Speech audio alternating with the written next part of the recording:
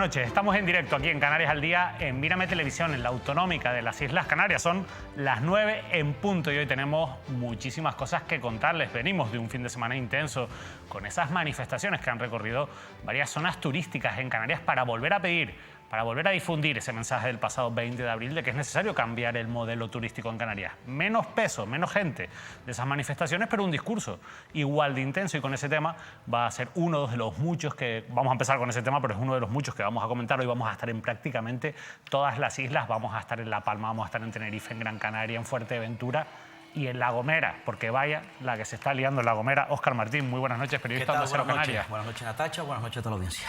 Abriste el otro día el melón de la crisis interna del PSOE de La Gomera.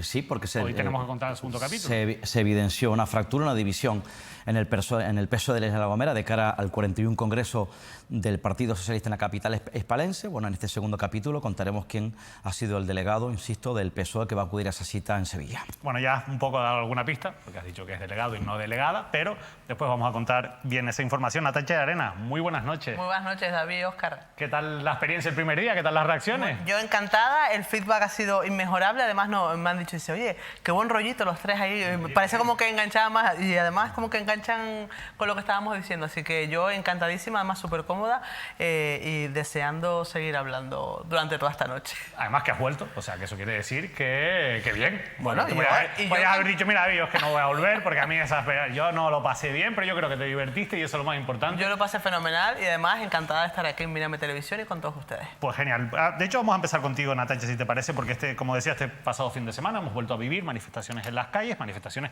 con menos gente que las vividas el pasado 20 de abril. Esto era esperable teniendo en cuenta que se había cambiado también a las manifestaciones en zonas turísticas. Tu valoración un poco sobre esas protestas este fin de semana. Pues bastante positiva, teniendo en cuenta no solo lo que pasó el domingo, sino también las reacciones. Ha molestado, ha habido menos gente, pero la imagen ha sido más impactante, con lo cual ha molestado a cierto sector del empresariado, que no debe molestarse, y a cierto sector de la política que tampoco tiene por qué molestarse, sino ya decir, oye, vamos a escuchar y vamos a realmente poner sobre la mesa lo que tiene que ponerse, que es lo que llevamos pidiendo muchísimos años. No es una, lo decía hasta el principio, no es, lo dijimos también la semana pasada, esto no es una cuestión que vayamos contra el turismo. Yo quiero que todos los hoteles estén llenos, yo quiero que todas las playas estén llenas, pero quiero también que se ofrezca un buen producto, no solo para los que vienen, sino también para los que estamos aquí, porque al final llegará un momento en que si no tenemos nada que ofrecer, el turista se va. El turista se va a otro sitio, pero el que se queda aquí, ¿qué pasa? ¿Qué va a pasar con eso? Y no pasará ni dentro de 10, 20 ni 30 años, quizás no lo veremos, pero es algo que puede pasar. Y ciertamente yo creo que la manifestación, a pesar de tener una convocatoria menos afluente, no es ningún fracaso, como quisieron apuntar muchos por ahí. Al contrario, yo creo que ha quedado claro que Canarias tiene un límite también en la paciencia, y que cada vez más la gente tiene ganas de que se le escuche. Esto no es contra el turismo, esto es contra un cambio de modelo productivo y un cambio de modelo del turismo, porque el turismo no solo son los hoteles y no solo es la hostelería, hay un tejido productivo grandísimo que si la gente realmente se pusiera a pensar qué es lo que depende del turismo, por ejemplo, los aeropuertos no son solo AENA, los aeropuertos son las aerolíneas, en las aerolíneas trabaja gente, azafatas, bueno, ahora son tripulantes de cabina, pilotos, gente que lleva el mantenimiento de los aviones y que trabaja aquí en Tenerife, en Gran Canaria, en La Gomera, en todas las islas de Canarias. Todo eso es empleo derivado del turismo, pero el turismo hay que cuidarlo. Hay que cuidarlo bien. Y el empleo tiene que ser empleo de calidad, que es una de las demandas. Hay muchas demandas, hay demandas de máximos, demandas quizás más de mínimos. Hay cosas que están a medio camino y que yo creo que pueden ser frutos o pueden dar frutos en los próximos meses. Hay otras cosas que al final tienen mucha ideología política y va a ser difícil avanzar en ese terreno, pero yo creo que estamos todos de acuerdo en que si tenemos un turismo de mayor calidad, será mejor, redundará más en la economía y sobre todo si tenemos trabajadores mejor pagados, con mejores condiciones, pues irán a trabajar más motivados y prestarán un servicio mejor, porque al final el servicio al cliente, si lo podemos resumir así, en el sector de la hostelería, en el sector del turismo, de los hoteles, es muy importante, lógicamente, y al final tener trabajadores motivados, por supuesto que también lo es. Óscar, sí, tu bueno, valoración, son tu análisis. importantes en este caso este tipo de movilizaciones, creo que coincidimos todos en el fondo, tanto empresarios como la clase política, que son las que tienen las herramientas para cambiar el modelo o revisar quizás, ¿no?, el modelo turístico que plantean los convocantes del 20 de octubre. En esa primera movilización del 20 de abril ha perdido, sí que es verdad, cierta, como decía Natacha, cierta fuerza. Hay cierta polémica, en este caso esas imágenes en las playas, en el sur de Tenerife y en el sur de Gran Canaria, donde bueno, los empresarios entienden que no era el lugar o el punto más apropiado, ¿no? Que no se debe señalar directamente a los turistas in situ, ¿no? En esas zonas concretas, turísticamente hablando, importantes, potentes, sur de Gran Canaria, sur de Tenerife, imágenes que vemos. Pero en definitiva yo creo que aquí hay que partir de la base de que bueno, pues lo que se plantea es la revisión del modelo, es decir, un turismo de más calidad, un turismo más sostenible, desde luego que, bueno, partiendo de la base que estamos hablando, que bueno, en principio es el principal motor económico de Canarias, la principal fuente de riqueza de Canarias, pero yo creo que lo que plantea es que, bueno, que aquí la riqueza sea repartida, que la tarta sea repartida entre todos, ¿no? Y que al fin y al cabo, en la parte que le corresponde a las instituciones, a los responsables públicos, corregir aquellos servicios públicos básicos que quizás están saturados por esa superpoblación. Como siempre digo, la vivienda, el transporte, la movilidad y en este caso, bueno, pues también algunos aspectos que, insisto, se tienen que corregir para que en este caso, bueno, no haya una fractura entre la ciudadanía canaria, entre esa posible masificación y, por tanto, esos servicios públicos, vivienda, carreteras y, en definitiva, bueno, pues ese modelo, porque estamos hablando incluso de una Canarias que tiene un nivel de paro importante, pese a que el turismo es su principal fuente de riqueza y, sobre todo, con los niveles alarmantes de pobreza. Pero, insisto, yo creo que esto es un debate del que todos tienen que formar parte. Un debate del que todos tienen que formar parte, pero es verdad que hay algunas patas más importantes o que tienen quizás más que decir o que pueden aportar en la práctica. Evidentemente tenemos a nuestro poder legislativo, que es el Parlamento de Canarias, donde se tienen que aprobar las leyes y donde ahí se tiene que haber unanimidad política o acuerdos políticos mayoritarios para que puedan salir adelante medidas como moratorias turísticas, tasas turísticas, otras cuestiones que se están planteando, que se están poniendo sobre la mesa. Y después hay otras cuestiones como, por ejemplo, las condiciones laborales, donde por mucho que veamos a los políticos hablando y pidiendo que haya un mayor compromiso por parte de los empresarios, al final esas cuestiones son fruto de la negociación colectiva de los representantes de los trabajadores, los representantes de los empresarios. Porque los empresarios, lógicamente, tienen mucho que decir en toda esta cuestión y también hacia ellos van dirigidos algunos de estos mensajes, así que nosotros vamos a buscar respuestas también en la clase empresarial. En este caso, vamos a saludar a esta hora de la noche a José María Mañaricúa, que es el presidente de la Federación de Hostelería y Turismo de la provincia de Las Palmas. José María, muy buenas noches. Buenas noches. Bueno, manifestaciones este pasado domingo 20 de octubre, el discurso que se repite después del pasado 20 de abril. Me gustaría saber cuál es su opinión sobre esas manifestaciones que hemos vivido este pasado domingo. Bueno, yo puedo hablar de la que presencié. Presencié la manifestación de Maspalomas, en el sur de Gran Canaria. Una manifestación correcta que transcurrió por la vía anunciada, por los cauces correctos, donde los manifestantes pudieron transmitir aquellas preocupaciones que tienen a través de diferentes claims y, como digo, transcurrió con normalidad, acabando en el foro de Maspalomas pues con un discurso o varios discursos de los entes organizadores. Podemos hablar de normalidad y de tranquilidad en esa manifestación. Se decidió trasladar esa manifestación a las zonas turísticas, se cambió un poco la estrategia, digamos, por parte de los organizadores en ese sentido. Eso provocó, probablemente, junto con otros factores, que hubiera menos gente, pero también ayudó a que el discurso llegase directamente o impactase más directamente sobre los propios turistas y sobre las propias empresas turísticas que están en esos lugares. ¿A usted qué le parece el hecho de que la manifestación se haya trasladado a las zonas turísticas? No sé si debo hablar de la decisión que toman otros, pero lo que sí le puedo decir que lo que se invocaba en la administración, que hay en diferentes islas problemas hídricos, problemas de vivienda, problemas de transporte público, todos estos, ese mensaje hay que mandarlo a nuestros políticos, a los gestores públicos. Los turistas, muchos no hablan español, pocos entendieron los mensajes y no es a ellos a quien hay que mandarle un mensaje sobre el cual no pueden actuar. En ese sentido, el mensaje es claro y son situaciones que se dan en la Comunidad Autónoma Canaria, pero habrá que trasladarlo a los políticos que le tienen el poder legislativo y los dineros, los impuestos para poder actuar sobre estas peticiones de la sociedad. No los turistas que están pasando 7 días, no hablan nuestro idioma y poco entienden. Algunos entendían que era una manifestación festiva, otros habrá trabajadores o compañeros que les explicaban la razón de la manifestación y lo que decían. Si algunos manifestantes explicaban a los turistas el por qué y qué reclamaban, eso sí lo pudieron entender, pero muchos no entienden lo que está pasando, desde luego. Natacha. Señor Mañaricúa, buenas noches. Yo creo que al final todos estamos de acuerdo que este cambio de localización de las manifestaciones será simplemente para el impacto de la imagen. No es lo mismo, aunque fue impactante, por ejemplo, la manifestación en Santa Cruz de Tenerife, con decenas de miles de personas, con esas imágenes aéreas que veíamos casi la capital de la isla tomada por los manifestantes, y en este caso eran muchos menos, pero sí la imagen fue mucho más impactante. Al final, el turista es verdad que no tiene que recibir ese mensaje, o no es el receptor del mensaje, pero sí eran muchos, porque estaba trabajando en esa manifestación en el sur de la isla, que se preocupaban y preguntaban el porqué y comprendían además, que era lo curioso, el mensaje de esta manifestación. Bueno, yo entiendo que usted se refiere al impacto que ha tenido medios internacionales en la administración de Tenerife, porque los medios internacionales, yo tengo hoy un dossier de medios, únicamente son imágenes de la administración que hubo en el sur de Tenerife, no en Gran Canaria. Por tanto, le digo que en Gran Canaria fue mayor el impacto, hablo que se dio en la manifestación que se dio en las canteras el 20 de abril, mayor que el que se dio ayer. Eso por un lado. Pero reitero, el tema de vivienda, el tema de carreteras, el tema de transporte, el tema de problemas hídricos, el tema de vertidos negros, ese es un tema que deben asociar a nuestros políticos a través de los impuestos del turismo. Es decir, el turismo es una oportunidad, soluciona el problema y no lo crea, en el sentido que este año acabaremos con cerca de 4.000 millones de euros de ingresos a las administraciones públicas por impuestos que valdrán para políticas sociales, para sanidad, para educación y para resolver parte de estos problemas, ¿no? Los turistas no tienen culpa que en 14 años no se haya hecho vivienda social en Canarias.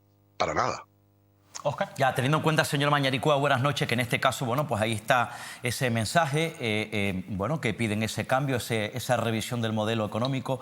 Quizás no sea en Tenerife, pero como dice usted, en Gran Canaria, esa movilización ha tenido efecto en los diarios del extranjero, del exterior, por tanto entiendo que no ha tenido efecto en esos países de origen. ¿Usted cree, desde el primer momento, aquella primera manifestación del 20 de abril hasta ahora, que las instituciones, concretamente el gobierno autónomo, que en aquel momento dijo que iba a empezar a tomar medidas, han tomado hasta ahora, hasta la fecha, desde su punto de vista, ha visto algún movimiento, alguna solución por parte, insisto, de las instituciones canarias?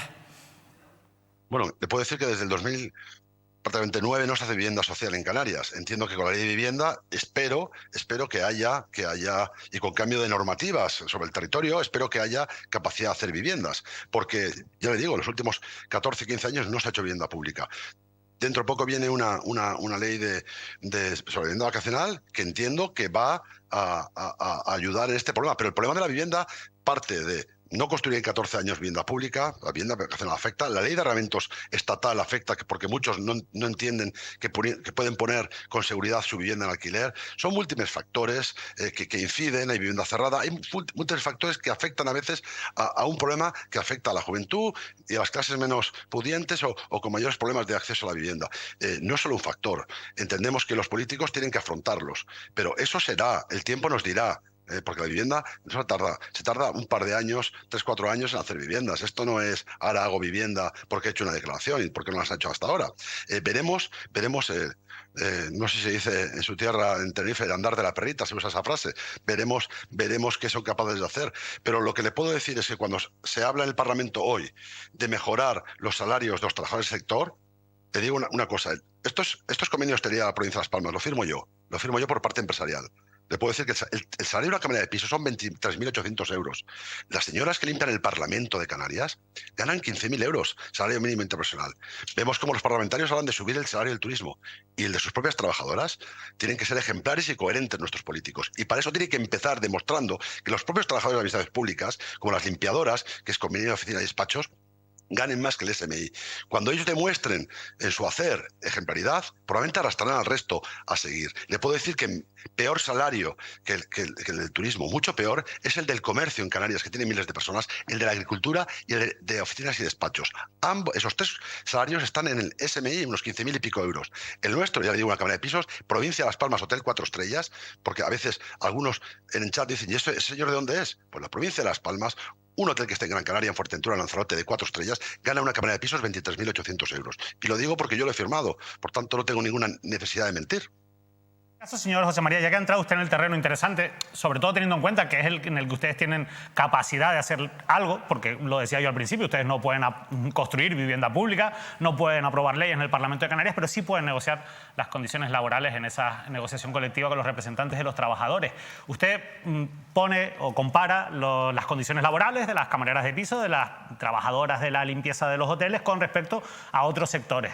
Como de esos sectores usted tampoco puede hacer nada porque usted no representa a esos otros sectores, habrá que preguntarle a los representantes de los trabajadores y los empresarios de esos otros sectores. Sí le voy a preguntar por el suyo, porque por mucho que usted diga que son 23.800 euros lo que ganan las camareras de piso, eso podrá ser mucho, podrá ser poco, depende con qué lo comparemos, pero lo que sí que es verdad es que nosotros hemos tenido aquí en esta mesa camareras de piso que tienen muchos problemas de salud mental, una carga de trabajo que es inasumible según su criterio y sobre todo reivindicaciones históricas de cuestiones que quizás, no sé, usted me dirá ahora si son muy complicadas o no de hacer, como esas camas elevables que podrían facilitarles el trabajo, porque ya quizás su problema no es tanto lo que ganan, sino todo lo que tienen que trabajar. ¿En esa parte ustedes no tienen capacidad para mejorar las condiciones de las camareras de piso? Me alegra su pregunta, pero quiero explicar una cosita previamente. Se acusa que Canarias es una de las regiones con el salario medio más bajo de España. Exacto, 18.000 euros de salario medio. No está ese salario está provocado por aquellos que pagan menos, es decir, los sectores que pagan 15.000 y pico euros, no los que pagamos más. Es primero para dejarnos claro que nuestro salario medio es mucho más alto que esos 18.000 euros de salario medio de Canarias. Segundo, las camareras de piso, me decía, las camas elevables se están poniendo paulatinamente. El Gobierno de Canarias está haciendo un estudio con sindicatos, con patronal, donde van a decirnos en qué periodo y qué tipo de cama tenemos que poner, porque también en esto hay mucha casuística. Hay algunos tipos de camas elevables que en vez de tener, como las camas actuales, los problemas de muñecas, las camareras, exactamente, túnel carpiano, generan problemas de hombros. Hay un tipo de cama elevable que parece ser que no. Todas estas cuestiones son a dilucidar y a decidir. Lo van a hacer los responsables de prevención de riesgos laborales del Gobierno de Canarias con las empresas y con los trabajadores. Y se llegará a acuerdos. Ya le digo yo que esto es inminente, esto va a llegar. En cuanto a conciliación, ya le digo, las trabajadoras de pisos, las camareras de pisos, perdón, trabajan de 7:30 a 3:30. Son las que mejor concilian su horario laboral y familiar. Creo que me hacía alguna otra pregunta que no he sido capaz. A las cargas de trabajo. También eso está ahora en estudio. Le puedo decir que las camareras de piso de mi cadena limpian entre 17 y 22 habitaciones día. En verdad dependerá mucho de si hay terceras o cuartas camas, porque te puedo decir que una camarera de pisos de un hotel de Ciudad de Madrid limpia más de 30 habitaciones día, pero en esa habitación de hotel de Madrid solo va una persona. Normalmente va un ejecutivo que está 2-3 días y apenas tienen seres y demás. Dependerá aquellos hoteles que tienen kitchenette o cocina, apartamentos con cocina, donde hay que reducir sus cargas laborables. De todas formas, el mayor problema de las camareras de pisos es que la repetición del trabajo, de los movimientos, generan con el tiempo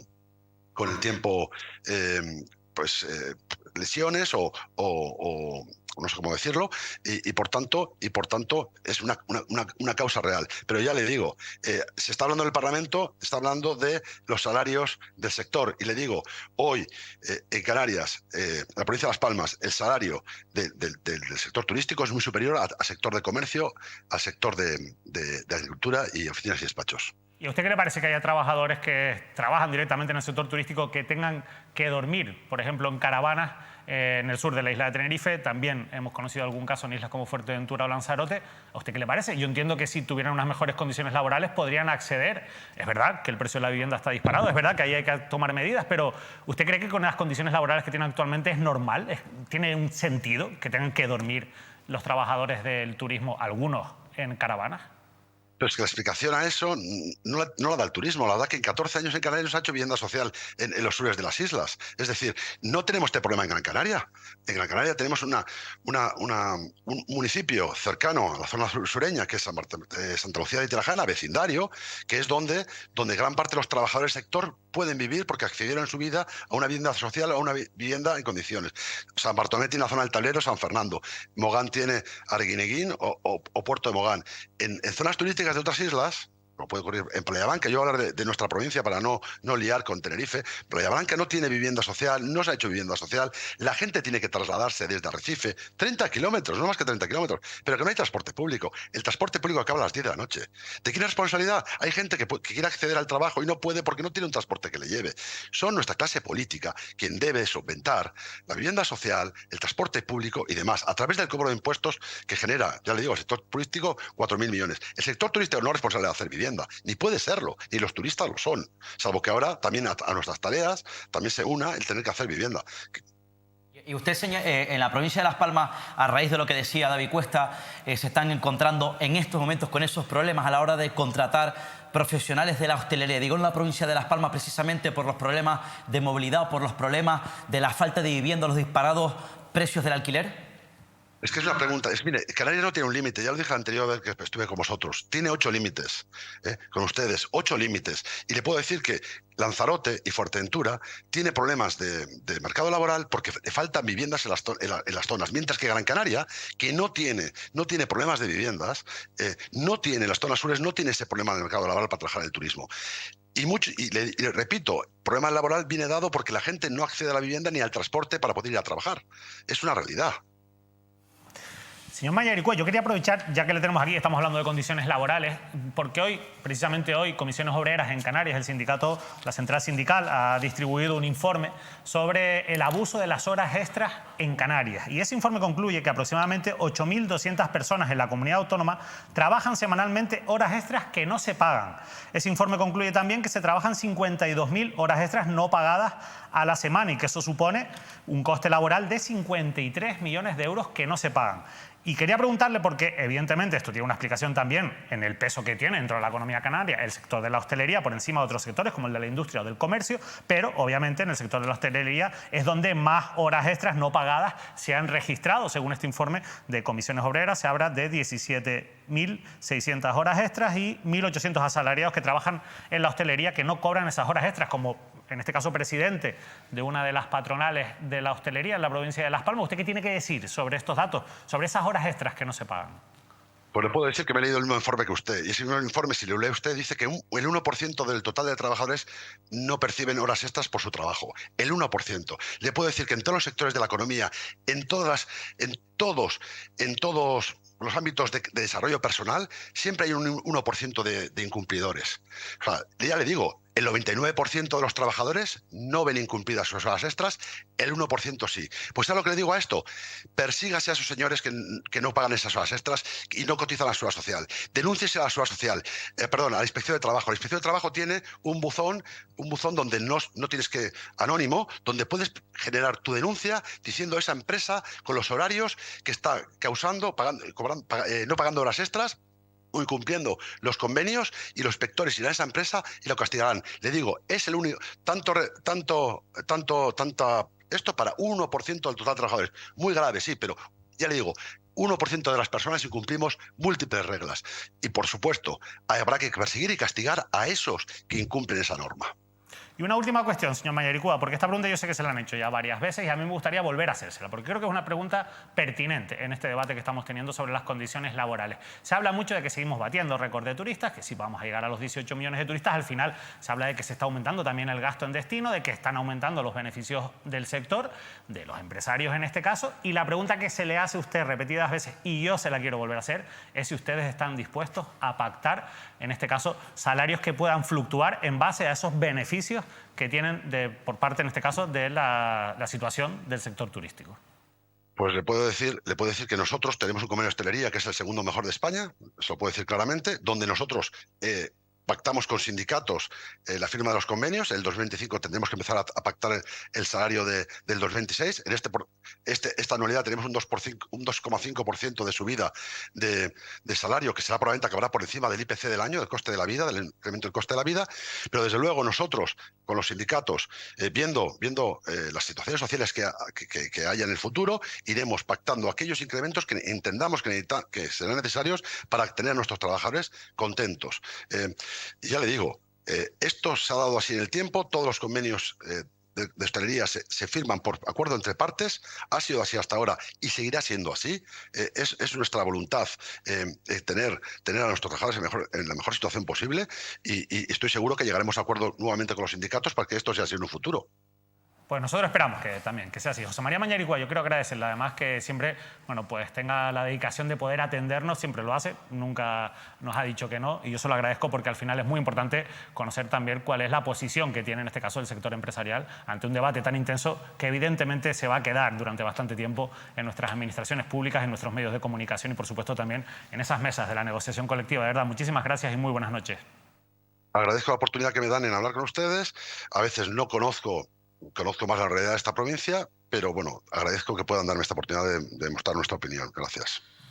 José María Mañaricúa, el presidente de la este caso patronal hostelera de Las Palmas. Si hay un dato que leí hoy en algún rotativo donde apunta que el turismo, en este caso, bueno, apuntando a ese reflejo, ese espejo de que es el principal motor económico de Canarias, una información que apunta que el turismo dejará este año a las arcas públicas unos 4.000 millones, cifra equivalente al presupuesto anual de las políticas sanitarias, una información que yo he podido ver en unas reacciones, en este caso después de la manifestación del domingo. Antes planteaba, así es, los problemas que tienen los profesionales, los que trabajan en el sector de la hostelería, en la actividad turística, que pese a tener ese puesto de trabajo, tienen que vivir en caravanas. En el sur de Tenerife, así lo constata algunos proyectos, en este caso el proyecto de viviendas de Cáritas, no solamente, insisto, los que trabajan en la hostelería, en el turismo del sur de Tenerife, solamente en caravanas, sus vehículos en cuevas, y de hecho hay personas que trabajan en la hostelería que pierden sus trabajos, tienen que literalmente vivir en la calle. Esa es la realidad,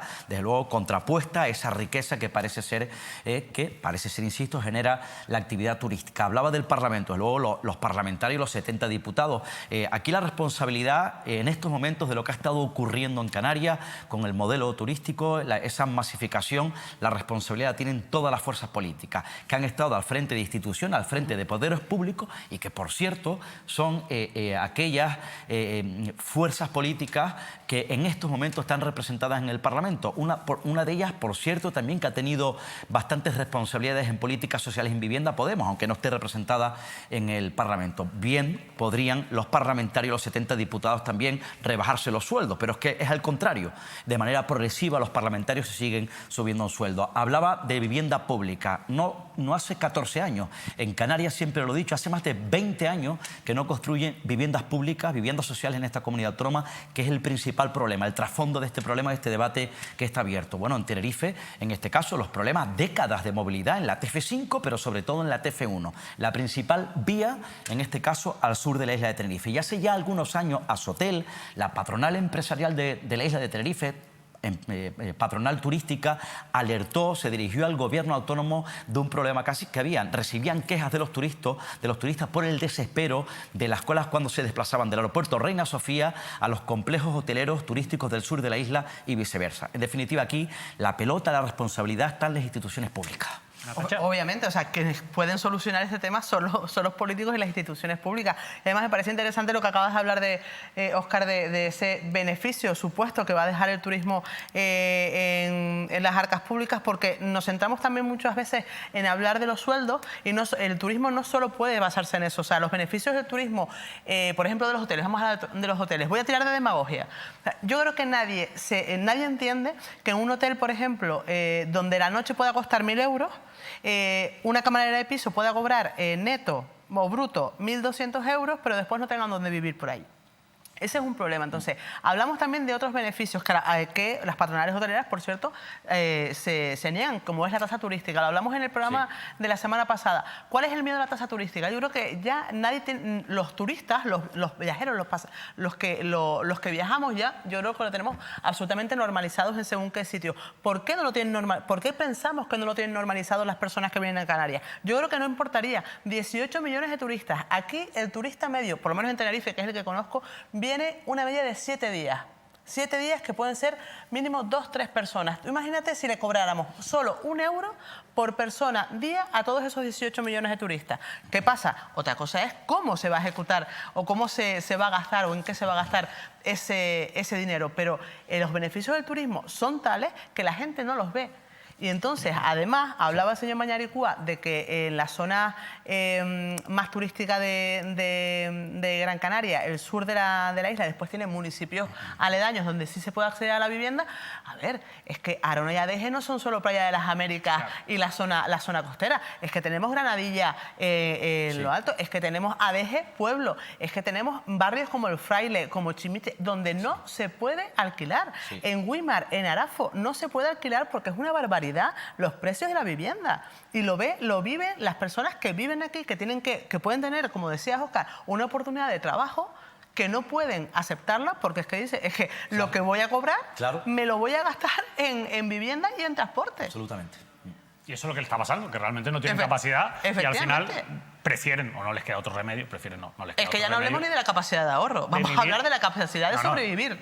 Es una capacidad de supervivencia. Exactamente. Ahora mismo lo que tienen muchos trabajadores. Y algo falla ahí. Si al final está bien que uno se tire las pelotas a otros, por eso yo insisto mucho en acotar cuál es la competencia de cada uno en todo esto, pero también es verdad que no podemos seguir creciendo en número de turistas, creciendo en beneficios en el sector turístico y que con imágenes como las que estamos viviendo, insisto, en muchas zonas turísticas con trabajadores durmiendo en las playas, con trabajadores durmiendo en caravanas, con camareras de piso que está bien que ganen 23.800 euros o no, no lo sé, a lo mejor es poco, habrá que depende con qué lo comparemos. Por ejemplo, el señor Mañaricúa lo comparaba con las mismas trabajadoras más o menos de la misma actividad en otro sector. Pero es que realmente eso es hacer un poco de trampa porque otros sectores tampoco tienen la actividad que tiene el sector turístico ni tiene los beneficios que tiene el sector turístico. Y hablabas tú de la carga de trabajo, que es importantísimo. Esa es otra, fundamental, claro. Y al final dice, bueno, es que en mi hotel... Bueno, pero al final, como presidente de la patronal, yo creo que también tiene que haber una responsabilidad colectiva, digamos, del sector empresarial en este sentido, y no todo el mundo la tiene, ¿no? No digo que el señor Mañaricúa no la tenga, la verdad es que yo con el señor Mañaricúa no tengo nada que reprocharle en el sentido de que él entra aquí, responde y, lógicamente, en la línea con la coherencia del puesto o el cargo que tiene. Pero sí que es verdad que hay muchos empresarios que no son responsables en ese sentido, porque cuando uno entrevista, a ti te ha pasado, Óscar, a camareras de piso, las historias que te cuentan son durísimas. Y ahí están los niveles de bajas también y de problemas de salud mental que tiene este colectivo. Son dos realidades diferentes en Canarias, la que estamos viviendo. Y luego no se ajusta, ¿no?, esa realidad, insisto, económica de Canarias con el nivel o con, en este caso, las cifras turísticas, lo que rinde económicamente la actividad turística para las arcas públicas de esta comunidad autónoma con esa otra realidad, ¿no? La realidad de las camareras de piso, la realidad de los, en definitiva, profesionales de la hostelería, con una comunidad autónoma donde se contrapone, insisto, los datos, es verdad que ha habido una mejoría, pero los datos históricos de desempleo en Canarias y con los datos demoledores graves, que ha habido una cierta mejoría de la pobreza en Canarias. Por tanto, ahí hay dos realidades, insisto, bien diferentes. Y además porque no entramos en lo minucioso. Por ejemplo, yo creo que todos hemos ido a hoteles y hemos visto al mismo camarero que te sirve el desayuno servirte la cena. Cierto. Entonces, esa imagen impacta. Cuando ya hablemos de las jornadas partidas, ya a lo mejor entramos en otra dinámica, que también tiene mucha tela que cortar. Mucha tela que cortar ahí. Hablamos de que no se ponen de acuerdo los políticos, no se ponen para adoptar medidas, en este caso, que demanda la sociedad, que ha salido a manifestarse en cuanto, por ejemplo, lo decía yo antes, moratorias turísticas, tasas turísticas y otra serie de políticas. No hay acuerdos en el Parlamento de Canarias en ese sentido, no hay mayorías para aprobar leyes que cambien las cosas, donde tampoco hay acuerdos y donde también es necesario modificar una ley como es la ley de extranjería para que las personas migrantes que llegan a Canarias, los menores, puedan ser derivados y Canarias no tenga a otras comunidades y Canarias no tenga que asumir toda esa carga en la tutela de esos menores migrantes. Bueno, pues la verdad que es una situación que cada vez es más crítica. Desde hace tiempo se le ha afeado al presidente del Gobierno de Canarias, a Fernando Clavijo, que no sea más crítico con su socio de gobierno, con el Partido Popular, que a todas luces en las últimas semanas y en los últimos meses ha sido la formación política, o una de ellas, que está bloqueando la posibilidad de esa reforma de la ley de extranjería y sobre todo que, bueno, pues está desviando la atención, se está levantando de esas mesas negociadoras. Hoy en el Parlamento de Canarias, Fernando Clavijo por fin ha sido crítico con el Partido Popular, pero no directamente con su socio de gobierno, con el Partido Popular que preside en Canarias, Manuel Domínguez. Bueno, vamos a escuchar al presidente del Gobierno de Canarias. Yo, del vicepresidente del Gobierno, solo puedo tener palabras de elogio por el trabajo magnífico que está haciendo, peleándose también con los suyos en Madrid. Pero no es menos cierto que, si bien yo deposito mayor responsabilidad entre los que gobiernan y lo he hecho públicamente, no puedo justificar que se levanten de una mesa porque en las mesas nos tenemos que sentar para llegar a acuerdos. No puedo justificar que se convoque un pleno de inmigración y se hable de todo menos de inmigración. Y no puedo justificar que se adopten acuerdos para aprobar unos presupuestos poniendo como condición que no resuben ningún inmigrante. A mí me gustaría, y lo he dicho siempre, me gustaría mantener la unidad en este Parlamento de Canarias. Este problema no lo va a resolver solo el Gobierno de Canarias, lo tenemos que resolver desde la unidad. Necesitamos contar con todos los apoyos y sé perfectamente, por eso soy nacionalista, que en muchas ocasiones Canarias queda muy lejos y los partidos grandes juegan partidas en otros tableros. Pero eso no quita para que todos tengamos que asumir nuestra responsabilidad, la del Gobierno, y le insisto, satisfecho y encantado porque el vicepresidente del Gobierno se está peleando duramente, pero su partido en Madrid también se lo tiene que hacer ver. Bueno, el Partido Popular en Madrid se lo tiene que hacer. Mira, vamos a escuchar a Manuel Domínguez porque hoy también ha hablado a preguntas del Partido Socialista de la diputada Nira Fierro sobre la posición del Partido Popular en política migratoria. A ver si ha dicho algo con respecto a lo que decía Clavijo. Vamos a escuchar a Manuel Domínguez. Espera un momento. Ay, Dios. Espere, porque es que va a tener unos segundos más la señora diputada porque hoy no estoy yo. Señor vicepresidente. Muchas gracias, señora presidenta. Señora Fierro, yo creo que la mejor opción es que hayan elecciones y que los españoles, de una vez por todas, decidan acabar con este nefasto, pésimo gobierno que nos ha olvidado. El Gobierno de España ha olvidado a Canarias. El Gobierno de España no tiene capacidad ni siquiera para aprobar una ley porque no tiene apoyo. Por lo tanto, tenemos desgobierno. Y la mejor solución es acabar con el desgobierno que tenemos en España para que Canarias no siga estando sola y abandonada como nos han dejado en los últimos tiempos. Bueno, se liaba un poco Ana Oramas con las nuevas tecnologías, pero más allá de la anécdota, ejercía en ese momento como presidenta del Parlamento de Canarias por ausencia de Astrid Pérez. Lo importante era la intervención de Manuel Domínguez y quizás, Natacha, de nuevo lo que vemos es el Partido Popular con un discurso muy cerrado, muy hermético, de manera que parece que es muy difícil salir de ahí. Ahora el discurso es hay que convocar elecciones porque este gobierno no es capaz de conseguir una mayoría para reformar la ley de extranjería, pero no se avanza. No se avanza y además menuda papeleta también cuando tú te ves inmerso en... Yo no tengo relación ninguna con Manuel Domínguez, no lo conozco más allá de 2 o 3 veces que he coincidido con él a nivel laboral. Pero tiene que ser una papeleta porque yo no creo que él sea ajeno, ni sea una persona que haga, cierre los ojos ante la situación que está pasando. Yo creo que, a ver, será crítico con su partido, pero también deben ser críticos todos. Es decir, también llevar al Parlamento de Canarias, como pregunta y como respuesta, la posición de su partido a nivel nacional me parece absurdo, porque el Partido Socialista también tiene su argumentario y también tiene sus directrices nacionales que no se salen de ahí, porque la consigna es vamos a nombrar solo al PP.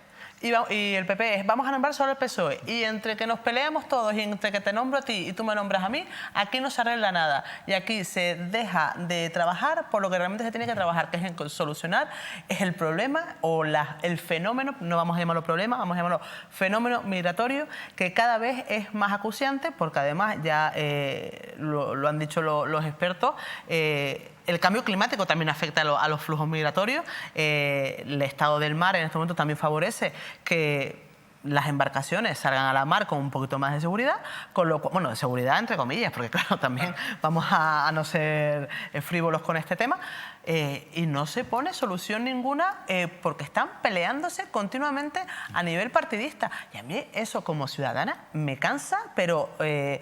algo que me aleja absolutamente de la clase política. Y mira que a mí me gusta hablar de política y hablar de un politiqueo, me encanta. Pero es que yo ya también entiendo a la gente que lo que está es harta. Y ahí es el foco perfecto para los extremos. La gente se radicaliza, sobre todo, además lo hemos visto, o por lo menos, no sé si lo han visto, a raíz de la manifestación del domingo. A los turistas los acosan, pero a los negros que vienen aquí los reciben con los brazos abiertos. ¡Wow! Estamos teniendo también unos discursos xenófobos, racistas y aporofóbicos brutales a los que no se le pone remedio. Y habría que matizar eso de lo de los brazos abiertos. Claro. Pero bueno, en cualquier Sí, caso, debe es ser- verdad que estoy contigo en que al final esto fomenta, esta falta de consenso político fomenta el discurso del odio, ¿no? Debe ser una situación incómoda para Fernando Clavijo, el presidente de Canarias, socio del Partido Popular Manuel Domínguez. El presidente, su socio, vicepresidente. Incómodo, desde luego, bueno, desde el punto de vista de Fernando Clavijo, reconociendo la labor, la implicación de su socio. Eso por un lado. Pero debe ser también tremendamente incómodo para Manuel Domínguez ante la oposición de la dirección nacional del Partido Popular, del Grupo Parlamentario Popular. Pero ahí está su responsabilidad. El señor Domínguez tiene la responsabilidad de tratar de convencer al grupo parlamentario en el Congreso de los Diputados, al Partido Popular, a su dirección nacional, liderada por su jefe, Alberto Núñez Feijóo, de la problemática, la realidad, la necesidad imperiosa de proceder a la redistribución de los menores migrantes por el resto de las comunidades autónomas, porque el señor Domínguez forma parte del Consejo de Gobierno, donde se toman las decisiones y, por tanto, conoce perfectamente cuál es la realidad en torno con respecto, insisto, a los menores migrantes no acompañados. Responsabilidad de uno, responsabilidad de otro, incomodidad para uno, incomodidad para otro. Hay que decir, por un lado, hay que recordar que la propuesta del gobierno autónomo, la propuesta de Fernando Clavijo y Manuel Domínguez fue apoyada por unanimidad en el Parlamento regional. Esa reforma de la modificación del artículo 35 de la Ley de Extranjería, apoyada por unanimidad previamente, excepto Vox, que evidentemente, como no podía ser de otra manera, no se esperaba, se desmarcó. Eso por un lado. Por otro lado, ha dicho hoy el ministro Torres, Luis Víctor Torres, que está esperando desde el miércoles la llamada del Partido Popular, que la última llamada que recibió del Partido Popular fue el pasado miércoles,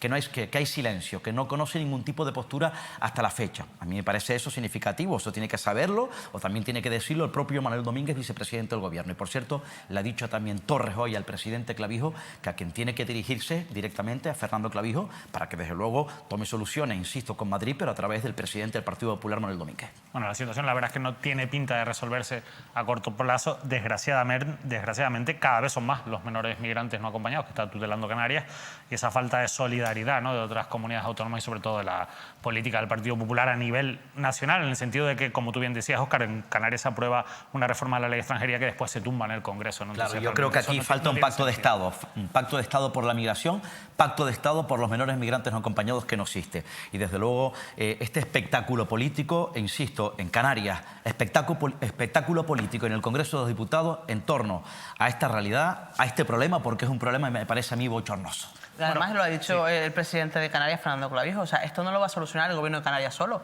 Claro. Esto solo lo va a solucionar si se le apoya. Claro. Porque es que si el pacto de Estado es tan difícil de conseguir, porque para eso tienes que tener unos políticos de altura, unos políticos que se olviden del politiqueo, del partidismo y realmente se dediquen a ver lo que le hace falta al ciudadano, lo que le hace falta a España, a Canarias, a cualquier comunidad autónoma. Y a mí, que no me gusta mucho el victimismo del que hace gala muchas veces el nacionalismo, sí es verdad que ahí estoy de acuerdo. O sea, cada vez la sensación es que cada vez estamos más alejados de la política nacional. Absolutamente, pero ahí, por ejemplo, Manuel Domínguez acata las directrices de Génova, de la Dirección Nacional del Partido Popular. Si todas las comunidades, los varones del Partido Popular, en el resto de comunidades que han puesto impedimentos a esa propuesta de Canarias, al igual que la dirección del partido, al igual que lo que está haciendo Manuel Domínguez, dirigir directamente su estrategia política, su discurso a Pedro Sánchez, el presidente del Gobierno de España. Bueno, vamos a continuar, sin duda vamos a tener, por desgracia, que seguir hablando de la política migratoria, intentar también que ustedes entiendan un poco cuál es la realidad política en torno a esto, cómo se puede solucionar, que al final la solución, yo creo que en eso sí que está todo el mundo de acuerdo, es la necesidad de derivar esos menores migrantes no acompañados, porque Canarias no tiene capacidad y tampoco podemos permitir que Canarias se convierta en un centro de acogida, porque no tiene ni los recursos ni un territorio adecuado tampoco para ello, pero no hay consenso político, como nos han contado nuestros contertulios. Y vamos a cambiar de asunto. Vamos a irnos hasta la isla de Fuerteventura, porque allí se está preparando un proyecto. Tenemos que profundizar en este asunto y lo haremos probablemente en más programas, porque nos interesa mucho lo que pasa en la isla de Fuerteventura. Y ahí hay un proyecto que genera muchísima polémica, que es ese megapuerto que se está preparando para la reforma del puerto de Corralejo. Es un proyecto, bueno, creo que ven este titular, es un proyecto megalómano, como se suele decir, pero que además está lleno de contradicciones, informes contradictorios, opacidad, riesgos ambientales, las sombras del nuevo megapuerto de Fuerteventura. Esto, insisto, es una madeja súper compleja que a ver si podemos desenredar poco a poco en diferentes programas, pero al final aquí tenemos un proyecto que primero recibe una contestación social, ahí están viendo cómo crecería esa instalación portuaria, que aprobó el Gobierno de Canarias en la pasada legislatura, en el año 2020, que lo impulsaba el anterior Gobierno de Canarias, pero que continúa con el actual. Es un un proyecto que tiene informes negativos de técnicos del Gobierno de Canarias por su impacto en las especies marinas y en el medio ambiente, en los cebadales de esa zona, pero que tiene informes favorables ahora, uno más reciente, de técnicos de la Universidad de Las Palmas de Gran Canaria, pero también informes de una empresa privada que además es polémica porque el biólogo que hizo esos informes favorables a este proyecto es Rosendo López, que a ustedes probablemente les suene porque también ha hecho los estudios ambientales de otros proyectos polémicos, como era el del puerto de Fonsalía o el de la Ciudad del Cine, la polémica Dreamland en Fuerteventura, o por ejemplo el de Cuna del Alma, a ese al que se agarra el Ayuntamiento de Eje para mantener o dar vía libre al proyecto, cuando después se descubrió que en paralelo trabajaba tanto para el Ayuntamiento, para el órgano ambiental del Ayuntamiento, como para los promotores del proyecto. Bueno, muchas polémicas, muchas sombras en torno a este megapuerto. Queremos hablar, insisto, con algunos responsables en los próximos programas, pero quería hacer un primer análisis aquí, Natacha, sobre este asunto que yo creo que va a traer bastante cola en una isla que está, nunca mejor dicho, muy quemada de tantos proyectos con tantos problemas básicos como ellos tienen. A mí lo que me tenía alucinado es que el técnico estaba metido en todos los fregados. Sí, es tremendo. Es una en todos los proyectos más polémicos estaba metido. Pero suele pasar, ¿eh? Sí, no, hay un perfil. Pues mira, la verdad es que en cuanto a este proyecto, yo lo que me pregunto siempre cuando son estas grandes infraestructuras, ¿para qué sirven y para qué van a servir? O sea, ¿para qué va a servir? ¿Necesita Fuerteventura, Corralejo, en este caso creo que es la ampliación, esta ampliación del puerto? ¿Y para qué? Y sobre todo, ¿cuál va a ser el retorno de beneficios a Corralejo y a la isla? Y lo que me llama muchísimo la atención es que, por regla general, los informes de impacto medioambiental de la administración pública suelen ser favorables precisamente para, bueno, no digo yo que haya ningún tipo de cosa rara, pero sí que siempre son más favorables y en este caso no lo son. Y es el de la Universidad de Las Palmas de Gran Canaria, por ejemplo, el que dice, oye, no hay ningún impacto con las especies marinas que están en la zona y dan vía libre. A mí me tiene un poquito desconcertada el proyecto, la verdad, ¿eh? Me parece muy interesante porque al final no termino un poco de encajar muy bien. Lo que dices tú, primero la motivación del proyecto. O sea, es necesario este proyecto, 32 millones de euros que va a costar. Que además recordamos en Tenerife, por ejemplo, el famoso puerto de Granadilla, claro. Y el puerto de Fonsalía, que bueno, que también que ver que para qué... No, y habría que ver hasta qué punto, por ejemplo, el puerto de Garachico ha sido rentable la inversión que se ha hecho ahí, o otros tantos puertos que se hacen que al final son, en este caso como competencia de la comunidad autónoma, que además sabemos que tiene una empresa pública, que es Puertos Canarios, ¿no? Que se encarga de la gestión de todas esas instalaciones portuarias. Bueno, pues son cuestiones que generan debate, pero sobre todo que en un momento con la sensibilidad que hay ahora ambiental, pues llama la atención. Pero no es el único proyecto, ¿verdad, Óscar? Sí, portuario que se impulsa en Fuerteventura, en este caso por el Estado. Hemos precisamente conocido hoy que el Consejo de Ministros, a propuesta del Ministerio de Transporte y Movilidad Sostenible, ha autorizado hoy licitar por 44 millones de euros la construcción de un dique muelle comercial en Puerto del Rosario, en la capital de la isla. Al parecer dará mayor capacidad de la línea de atraque. Estamos hablando de otro proyecto, en este caso, insisto, en Puerto del Rosario, y ese macroproyecto en Corralejo con esas supuestas dudas. Desde luego que esto forma parte de ese debate con el que hablábamos al comienzo, de un modelo sostenible en Canarias, un modelo sostenible en las islas, y que desde luego se encuentran los que organizan, los que salen a la calle, repito, para trasladar esas reivindicaciones, la plataforma 20 de abril, ahora 20 de octubre, con este tipo de macroproyectos. Por tanto, también hay que meter, insisto, en ese debate, en profundidad, esta apuesta de las instituciones de la Administración sobre estos macroproyectos, en este caso en Fuerteventura, Corralejo y Puerto del Rosario. En este caso un proyecto que es competencia del Estado, que lo justifican, como tú has dicho, porque va a mejorar. Es verdad que en Puerto mayor Rosario, capacidad de línea de atraque. Al final es un puerto muy importante en la isla. El carácter del de Corralejo es más deportivo, quizás, un poco lo que se persigue con ese puerto, pero también es verdad que habría que ver si realmente el Puerto Rosario necesita esa instalación, qué impacto ambiental va a tener. Bueno, ahora administrativamente, bueno, se abre también ahí un procedimiento muy intenso. Y aparte hablamos en Fuerteventura, perdona, Óscar, de un problema importante que tiene la isla, que es la conectividad. Claro. Porque, claro, si vamos en barco a la isla y apareces en Morrojable, quien quiera ir a Corralejo son 2 horas de trayecto por carretera. Si vas a Puerto Rosario ya es 1 hora, ya es algo que se gana. Pero al final lo importante es lo que beneficia a la isla, si es realmente no solo rentable, sino beneficioso a todos los niveles para Antes hablabas del ¿no? famoso polémico, muy discutido discutido el proyecto de puerto de Fonsalía en el sur de la isla de Tenerife. Hace algunos años todas las fuerzas políticas, Partido Socialista, Coalición Canaria y Partido Popular, apoyaban la construcción de puerto Fonsalía. Hoy gran parte de esas fuerzas políticas, sus líderes, han escondido la cabeza, se han escondido, no apoyan públicamente, y si lo hacen en menor medida que hace unos años, ese proyecto, el fracasado proyecto de puerto de Fonsalía en el sur de la isla de Tenerife. Recuerdo que hace varios años desde la autoridad portuaria de Santa Cruz de Tenerife señalaban al puerto de Fonsalía como una alternativa, como la solución al caos, que hay un problema, el caos que se produce en el puerto de los Cristianos, que es un caos, insisto, que se produce, por ejemplo, en Semana Santa, en veranos, y crea problemas a destinos como La Palma o destinos como la isla de La Gomera. Apuntaban a que puerto Fonsalía podría ser la solución. Al final no hay solución.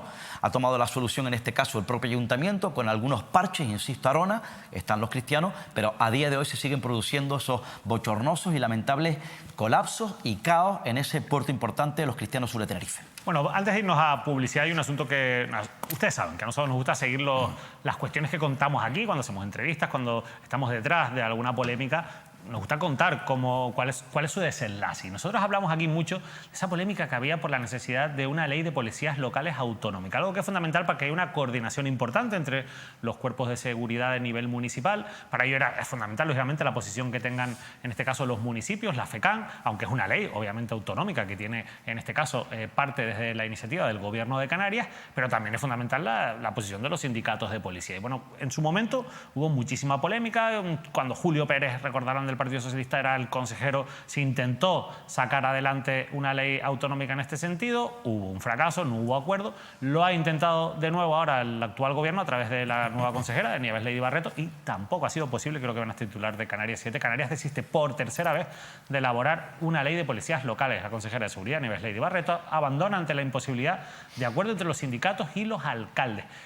En cualquier caso, esto es muy importante porque, bueno, ustedes dirán, bueno, pero ¿para qué necesitamos una ley de policías locales? Es fundamental para esa coordinación entre los cuerpos de seguridad municipales, pero también es fundamental, por ejemplo, uno de los problemas, una de las cuestiones que está sobre la mesa es que los ayuntamientos no tengan tanto peso sobre las plantillas de la policía local, de tal manera que puedan tener una mayor independencia, porque al final ocurre mucho en municipios pequeños que, bueno, pues se confunden las cosas, y muchas veces la precariedad también de estos cuerpos policiales viene por la intromisión, muchas veces política, en cómo tienen que funcionar, ¿no? Sí, en este caso, bueno, depende, se ha discutido y mucho en el seno del gobierno autónomo, en el seno de la Federación Canaria de Municipios, la FECAN, y los sindicatos. Y desde luego, como tú decías, el objetivo de la Ley Canaria de Policías Locales me parece que ha sido un fracaso el hecho de no haber podido sacar durante estos últimos años esa normativa, y los ayuntamientos, los municipios se encuentran con un problema, el déficit histórico de las plantillas de las policías locales, repito, en gran parte de los municipios de Canarias, que desde luego es un problema para la seguridad, en este caso de los ciudadanos.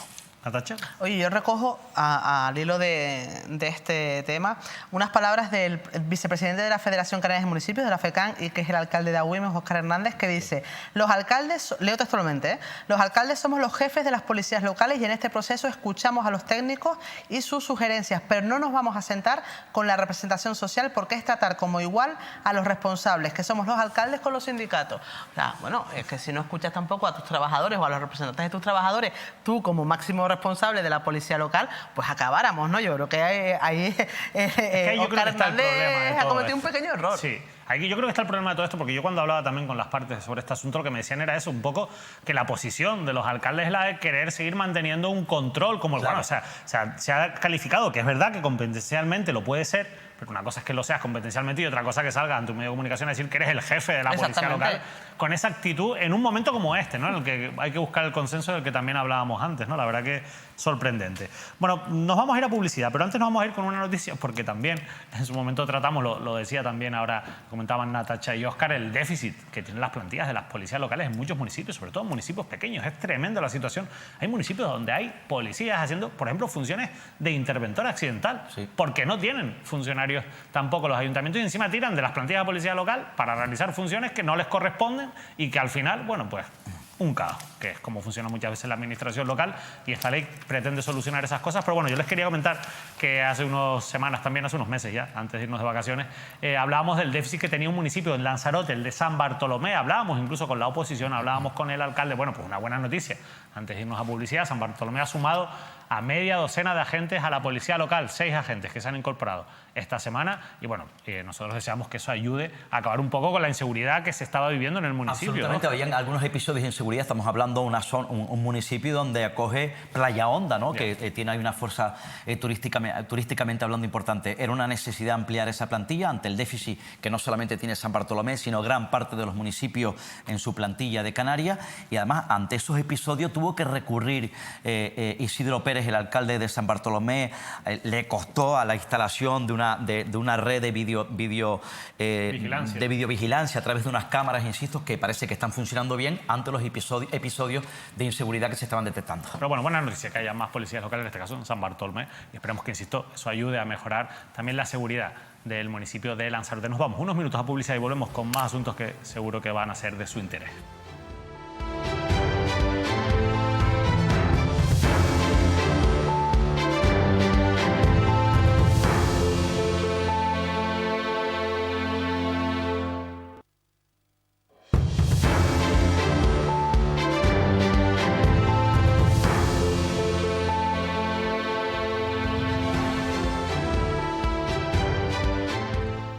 Bueno, continuamos en directo aquí en la televisión de Mírame Televisión, iba a decir en la autonómica de las Islas Canarias, que a veces pues no me sale, pero es que ya nos vemos en las 8 islas, ya estamos emitiendo para el 95% de todo el territorio de Canarias. Si no nos ven, si conocen a alguien que no nos ve, díganle y recuérdenle que nos tiene que sintonizar, que es muy sencillo. Una vez que sintoniza la televisión ya nos va a encontrar, insisto, prácticamente todo el territorio de Canarias. Bueno, vamos a continuar con un asunto. Antes de irnos de vacaciones, dejábamos cerrado y con un final que parecía feliz el conflicto que había en la Facultad de Medicina de la Universidad de La Laguna. Falta de profesores que ponían en riesgo el futuro de la comunidad universitaria, una de las facultades más señeras de la Universidad de La Laguna. Sin embargo, parece que a ese problema de personal no había capacidad, no hay médicos y no hay profesores para poder impartir las clases, que se había llegado a un acuerdo, que había habido un consenso y que parecía que eso se iba a solucionar con alguna serie de medidas que se iban a tomar, Óscar, pero no ha sido así. No ha sido así de momento, la situación se ha agravado hasta un límite que ya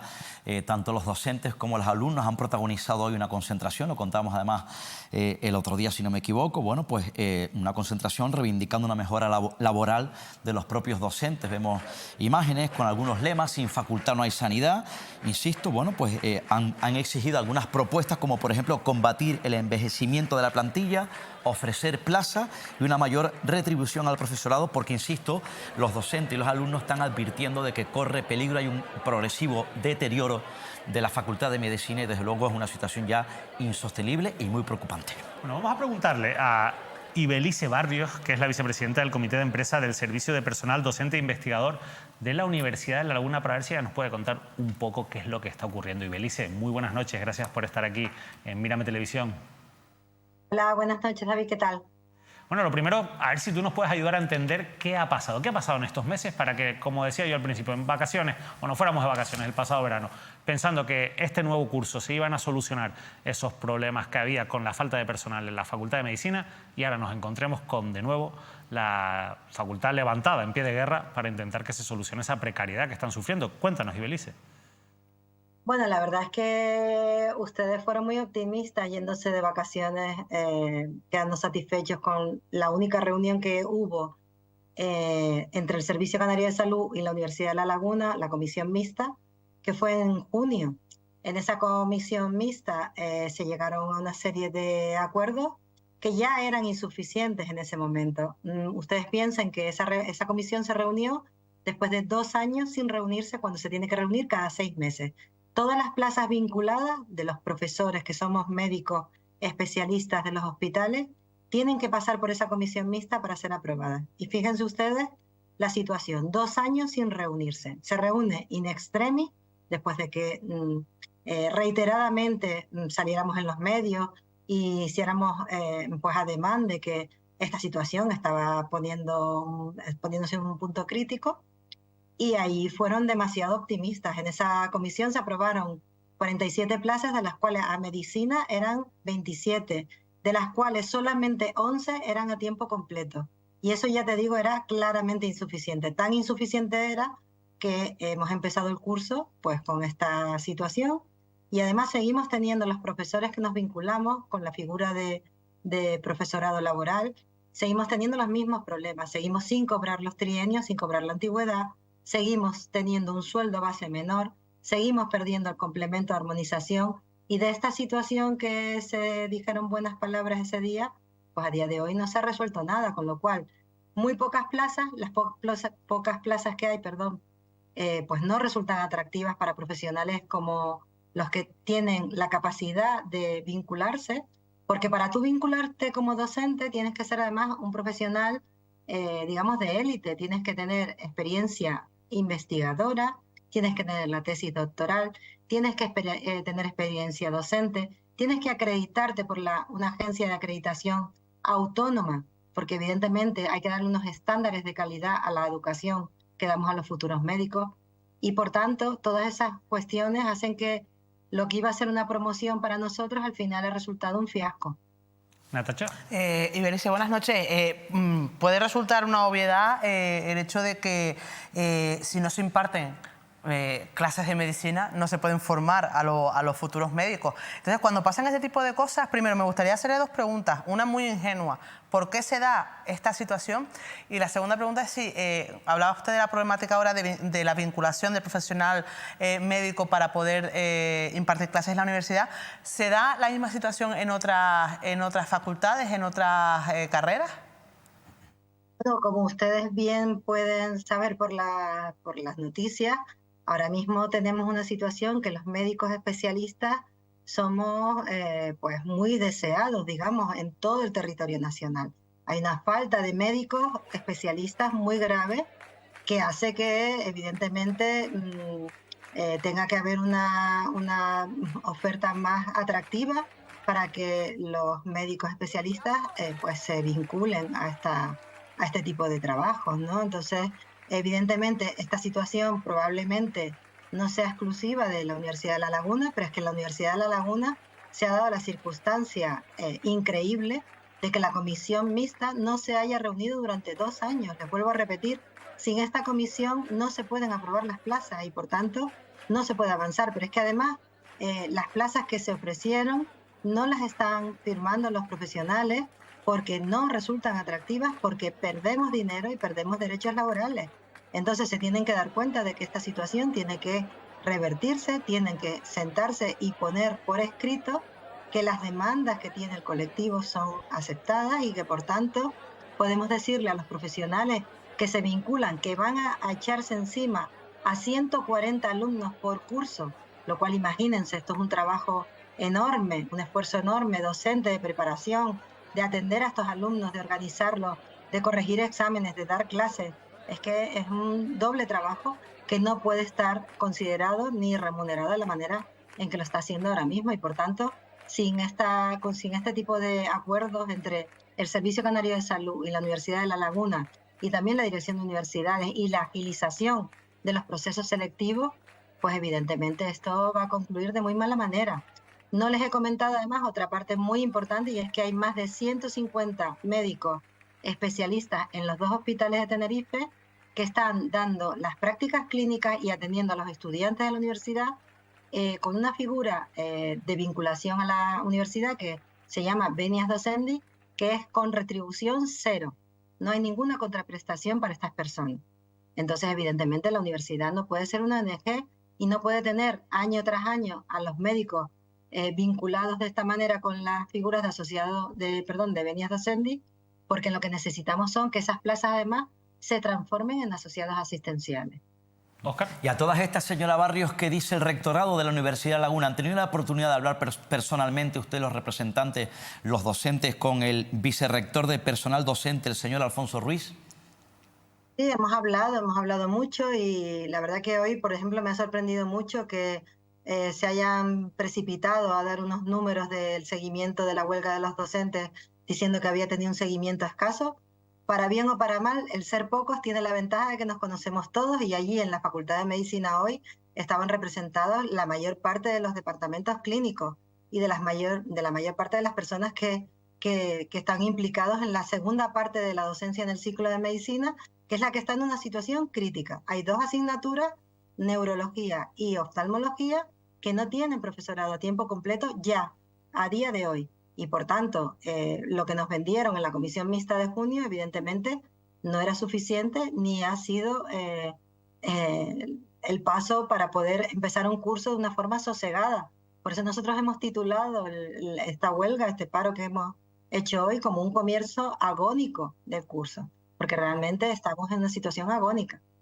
Ha dicho el señor Ruiz a los compañeros del Canarias 7 que no van a dejar caer la Facultad de Medicina, faltaría más. Pero por otro lado ha dicho que se trata de un problema que la Universidad Española lleva arrastrando años y años, o sea, lo extiende también al resto de universidades de este país.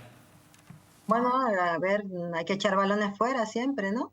Para los problemas y decir que no, mal de muchos, consuelo, ¿no? Este dicho es muy socorrido, pero nosotros lo que queremos es solucionar el problema que tenemos aquí. Lo llevamos diciendo más de un año. Las primeras personas que se vincularon, las primeras profesoras que se vincularon en esta situación, se vincularon en diciembre del 22 y estamos a octubre del 24 y todavía no se han solucionado los problemas graves que hace que estas plazas sean realmente muy poco atractivas. Por tanto, yo creo que es hora de dejar de excusas, ponernos a trabajar no solamente la Universidad de La Laguna, sino el Servicio Canario de Salud, porque parte de la competencia de las soluciones que hay que poner encima de la mesa las tiene que poner el Servicio Canario de Salud, no solamente la universidad, que también tiene que trabajar y además tiene que aceptar que la huelga de hoy fue un éxito. Más de un 90% de las clases no se dieron, un 100% de las prácticas, según nos consta por datos que hemos recibido en la representación sindical, no se dieron estas clases hoy y, por tanto, decir que la huelga tuvo un escaso seguimiento es empezar a faltar a la verdad desde el minuto uno, ¿no? La reflexión no puede ser esa. Tiene que ser qué tenemos que hacer para que esto no continúe ni un minuto más. Precisamente eso es lo que le quiero preguntar, Iglesias. O sea, ¿usted cree que realmente si se ponen sobre la mesa esas condiciones que mejoren o que puedan hacer más atractivas esa posibilidad de vincularse para los especialistas, ¿usted cree que se cubriría esa demanda? O sea, ¿se puede conseguir eso que ustedes plantean? Un poco teniendo en cuenta, porque yo entiendo lo que viene a decir también el señor Ruiz, que es verdad que está tirando balones fuera, como usted dice, pero también es verdad que es un problema al final compartido con otros lugares. O sea, realmente hay falta de profesionales y no sé hasta qué punto se puede convertir, se puede hacer atractiva realmente la docencia universitaria. ¿Usted qué cree? Yo creo que sí, nosotros hemos expuesto claramente qué es lo que queremos, qué complementos son los que hemos perdido, cuáles son los que tienen que poner encima de la mesa. Y creo que el compromiso docente de todos los médicos especialistas de estos dos hospitales está claro cuando llevamos años y años, ya les digo, más de 150 docentes dando prácticas clínicas a coste cero. Entonces, lo que ellos no pueden pretender es que esta situación se alargue sine die, porque evidentemente el tiempo de una persona es limitado y si tú en otro ámbito profesional consigues el reconocimiento para empezar, el respeto y además la remuneración que te corresponde, pues evidentemente hay una competitividad en la oferta-demanda que va a hacer que no quieran hacerse profesores. Pero nosotros, todos los médicos, tenemos una vocación docente, sabemos que los alumnos necesitan de otros médicos especialistas para aprender pues a llevar a cabo toda la profesión médica y el compromiso docente de mis compañeros lo tengo absolutamente claro. Y sé que van a dar un paso al frente, pero evidentemente sin pérdida de las condiciones. Esto no puede ser lo que supone digamos, un paso adelante en tu carrera profesional, no puede significar una pérdida de derechos y menos aún una pérdida de dinero, claro. Y una última cuestión, ¿realmente corre peligro el futuro de la Facultad de Medicina? ¿Hasta qué punto? O sea, ¿cuándo puede ser, si realmente corre peligro, un cierre real de esa facultad? Bueno, ya les digo que hemos comenzado el curso con 2 asignaturas que no tienen profesorado a tiempo completo y esto les digo ya que hay varios profesores que este año se van a jubilar y que permanecen en esta situación otras asignaturas que están en la parte clínica del ciclo, ¿no? En la segunda parte del ciclo. Entonces, evidentemente es una situación de peligro inminente que nosotros por esto hemos hecho esta huelga y este paro para dejar constancia que no al menos con nuestra connivencia y no al menos con que nosotros no intentemos pues poner este problema en la opinión pública, en los medios, a ustedes por darnos voz y por permitirnos contar esta realidad, porque desde luego lo que no podemos luego es echarnos las manos a la cabeza y decir que no lo habíamos avisado. Ibelice Barrios, de verdad, muchísimas gracias por habernos atendido. Es cierto que pecamos de optimistas. También es cierto que hubo muchos fuegos artificiales después de la reunión de esa comisión mixta, después de 2 años sin convocarse y sin reunirse. Hubo buenas intenciones, o por lo menos discursos de buenas intenciones, y al final la realidad es la que usted ha contado aquí esta noche. Nosotros lo que sí que vamos a seguir haciendo ahora es dándoles voz y estando pendientes. Ojalá que se solucione el conflicto, de verdad. Muchísimas gracias. Gracias a ustedes. Bueno, la verdad, Natacha, me parece increíble, ¿no? Que esto pueda pasar, o sea, que tengamos una facultad de medicina que además ha sido señera, insisto, en muchas ocasiones, ha sido quizás incluso la locomotora que ha tirado de la Universidad de La Laguna, cuando la Universidad de La Laguna ha sido golpeada, a veces con razón, otras sin ella, como una universidad con poco prestigio, como una universidad de las peores, eso se ha llegado a decir, del país. La Facultad de Medicina siempre ha estado muy bien valorada a nivel incluso de fuera del territorio español. Y hemos llegado a este punto. A mí me cuesta entenderlo, sinceramente. Y a mí también lo que me cuesta entender es que estamos hablando de una profesión vinculada indefinidamente a una carrera universitaria. O sea, es que una persona no puede ser médico porque haga una FP. Total. O una persona no puede ser médico porque haya leído manuales y sea superdotado. O sea, tiene que pasar por la facultad de medicina y después, bueno, hacer todos los trámites, el MIR y todo lo que conlleva ser médico. Entonces, a lo mejor tendrían que tratarse este tipo de profesiones vinculadas a carreras universitarias de otra forma. Y después hablaba Ibelice Barrios de algo que me parece importante. Hablaba de la vocación docente del médico, pero que la vocación docente no puede ser gratis. Claro, o sea, yo puedo dar una charla, yo puedo dar un simposio, yo puedo dar pues ir a la universidad a dar una clase, una masterclass, pero bueno, ya si hablamos de una persona que tiene que gastar su tiempo en preparar clases, en preparar alumnos, en preparar exámenes, etcétera, etcétera, pues hombre, todo debe ser remunerado económica y socialmente y legalmente, por así decirlo, que creo que también va por eso las reivindicaciones del colectivo. Y atractivo para que al final, porque al final, oye, no sé, los médicos especialistas, si al final van a ganar más y van a tener mejor calidad de vida simplemente dedicándose a la atención médica, claro, pues lo van a hacer. Y además que eso también confronta directamente cuando hablamos de la fuga de cerebros. O sea, si por ejemplo tú tienes aquí un médico muy formado, hablo por ejemplo de un cirujano cardiovascular o un cirujano dedicado a la investigación del cáncer de mama, por ejemplo, me lo invento.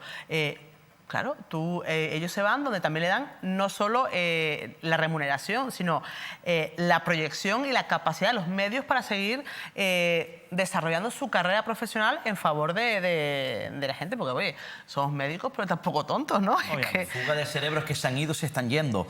Cuando hablaba la señora Barrios de la actividad, ha afectado en el comienzo a especialidades como, por ejemplo, oftalmología y neurología. Eso por un lado. Pero hay que decir que esto es una concentración, pero los primeros que denunciaron públicamente, la primera persona que creo que tiene credibilidad, creo que tiene en este caso, bueno, pues una voz importante, fue el señor Páez, José Luis Páez, recordarás, David, el decano de la Facultad de Medicina de la Universidad de La Laguna. Pidió antes del verano que si no se tomaran decisiones contundentes y urgentes, peligraba el futuro nada más y nada menos que la Facultad de Medicina de la Universidad de La Laguna. Pero luego le apoyó rápidamente el Colegio Oficial de Médicos de Santa Cruz de Tenerife, a través, por cierto, de un oftalmólogo, que es Rodrigo Martín, insisto, advirtiendo de la situación peligrosa y preocupante de la facultad. Eso por un lado. Y por otro lado, yo creo que aquí hay responsabilidades compartidas que tienen que ir de la mano. Tiene que haber una coordinación importante. Estoy de acuerdo con la señora Barrios. Primero, el rectorado de la institución de la Universidad de La Laguna. Por otro lado, el gobierno autónomo, la Dirección General de Universidad, que ha estrenado y que está al frente, Migdalia Machín, de Coalición Canaria de la isla de Lanzarote, tiene una buena oportunidad para tratar, insisto, de intervenir ante esta situación grave. Y por otro lado, el Servicio Canario de Salud. Insisto, si no toman decisiones urgentes, apaga y vámonos. Bueno, nosotros vamos a seguir de momento, y al final los problemas de la sanidad están a nivel educativo, como estamos viendo en la isla de Tenerife, pero también están a nivel asistencial, porque tenemos unas urgencias hospitalarias completamente colapsadas. Y esto ya no es una cuestión estacional, no es una cuestión de que haya picos, que los hay también, sino es una cuestión que se ha acumulado ya y hemos normalizado dentro de las urgencias hasta el punto de que se viven historias. Lo de los pasillos llenos de camillas ya es algo que, vamos, que llevamos años denunciándolo aquí en esta casa y que, insisto, poco a poco al final este tipo de cosas se van normalizando y no son normales. Pero es que esta historia que nos contaban en Canarias ahora me parece tremenda. Ahí están viendo la imagen que es que habla por sí sola. días y noches en una silla de urgencias en Tenerife a la espera de una cama. Hemos naturalizado condiciones inhumanas. En una silla de urgencias. Ya ni siquiera hay camillas que se acumulen en los pasillos, que las hay, pero es que no hay suficientes. Ya no sé si es porque faltan camillas o porque ya no hay pasillos donde poner las camillas, pero ahí lo están viendo con esas vías puestas, ese paciente en sillas, Óscar. Me parece terrorífico. No es la primera vez, llevamos ya un tiempo viviendo episodios no solamente en el hospital universitario, sino en el resto de complejos de referencia sanitarios en Canarias. Pero ahora, como decía, se están viviendo episodios de saturación hasta el punto, efectivamente, de que hay pacientes que han tenido que esperar largas horas en una silla de espera de una cama, esperando una cama, en las llamadas, en este caso, sillas duras, que se les denomina, y que incluso han tenido que pernoctar precisamente por la falta de espacios en el hospital universitario y camas en las plantas de hospitalización. Esta realidad yo le preguntaba precisamente ayer en una entrevista que mantenía en Onda Cero con Adasat Goya, que es el director gerente, el recién nombrado en esta legislatura, nombrado como máximo responsable del Hospital Universitario de Canarias. Es estibador de profesión. Es cierto, en este caso además fue concejal de Coalición Canaria en el Sausal, es estibador de profesión, pero está al frente ante esta nueva responsabilidad. Ha reconocido, me reconocía esta situación que se está dando en el centro, aunque bien es verdad, ha considerado que se ha producido en los últimos días, en las últimas semanas, cierta mejoría. Entiende en este caso el propio Adasat Goya que no se pueden dar efectivamente este tipo de situaciones. Ha indicado, me contaba que están ejecutando desde la dirección del hospital los famosos planes de contingencia, que se están empleando más recursos, más personal y que trabajan para habilitar salas y ubicar ahí esas camillas. Además, bueno, habla de que en estos momentos el complejo hospitalario se enfrenta a una época de cambio y que se están, insisto, ejecutando obras, que están tomando decisiones, pero reconoce que eso está estado dando y que desde luego entiende perfectamente que este tipo de episodios y situaciones como las que estamos denunciando no se pueden dar en estos momentos en el hospital universitario. Yo es que, hablando de lo que acaban de comentar sobre la profesión del gestor del LUC, es que yo creo que un gestor de un hospital no tiene que ser médico, ni tiene que estar relacionado con el sistema sanitario, tiene que ser un buen gestor, porque lo que va a gestionar... Es interesante, claro, es que eso, lo que va a gestionar es dinero público y lo que tiene que hacer es eficiente y eficaz ese sistema sanitario, en este caso el Hospital Universitario de Canarias. Mira, hay una cosa que aprendí hace muchos años y que me tiene fascinada, que es el sistema de análisis DAFO.